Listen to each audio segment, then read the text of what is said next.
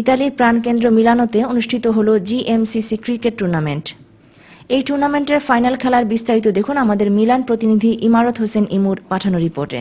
ইতালির বাণিজ্যিক রাজধানী মিলানোতে অনুষ্ঠিত হল জিএমসি ক্রিকেট টুর্নামেন্টের ফাইনাল খেলা। মিলান সেন্ট্রাল ক্লাবের অধিনায়ক রাজু টসে জিতে ফিল্ডিং করার সিদ্ধান্ত নেয়। জিএমসি ক্লাব মাত্র 95 রানে অল আউট হয়। জবাবে মিলান সেন্ট্রাল ক্লাব 2 ওভার বাকি থাকতেই 5 উইকেটের সহজ জয় তুলে নেয়। মিলান সেন্ট্রাল ক্লাবের আহমেদ রাজন 5 উইকেট ও 28 রান করে ম্যাচ সেরার পুরস্কার জিতেন।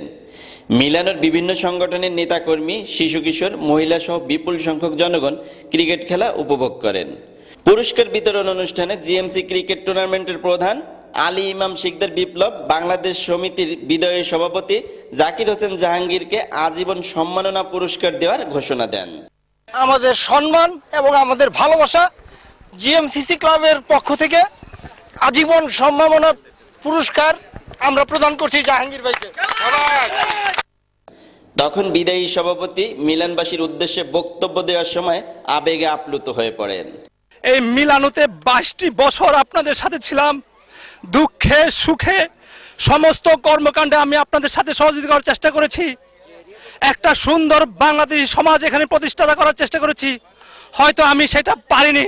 আজকের এই সমাপনী দিবসে জিএমসিসির পক্ষ থেকে সমস্ত মিলানবাসী, ক্রিকেট উৎসাহী, ক্রিকেট প্রেমী এবং যারা ক্রিকেট খেলে সবার প্রতি আমাদের আন্তরিক ধন্যবাদ এবং শ্রদ্ধা জানিয়ে আজকের টুর্নামেন্ট শেষ করছি। বিজয়ীদের পুরস্কার বিতরণ ও খেলার সকল কর্মকর্তাদের ধন্যবাদ জানিয়ে টুর্নামেন্টের সফল সমাপ্তি হয়।